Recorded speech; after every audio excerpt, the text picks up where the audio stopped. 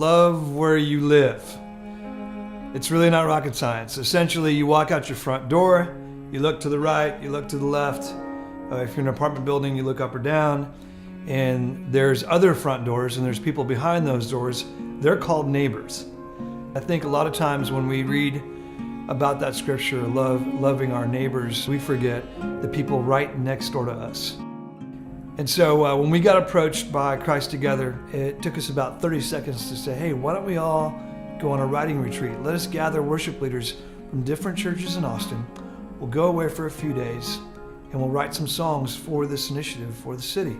And the story is first and foremost about unity, about people from different denominations, from different churches in one city, coming together, clearing their schedule for 3 days, with very little structure, but lots of opportunity for God to move freely, welcoming the opportunity to create together. And you would pick 2 names out of a hat. Those 2 names were your writing partners for the next day. So you'd sit and have dinner with them that night, get to know each other, and then the next day you spent the whole day writing together. And hopefully at the end of that day you had a song, you'd go to the studio, you'd record it just to document it, and then we'd go back to dinner again, and it would all happen again. You'd pick 2 more names. In these 3 days, we had 22 songs written. If you've never been part of a writing retreat, that's an incredible outcome.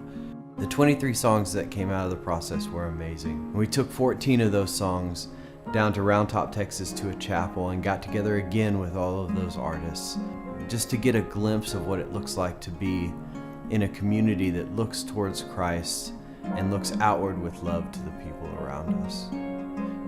So over the next few months as things roll out, we'll have some video content going out. And the idea is to seed that out to churches all over the city, to create a dialogue between churches around the content, around the idea of unity, around the idea of neighboring well, and to see that we can be that love for them. And that's what Love Where You Live is all about.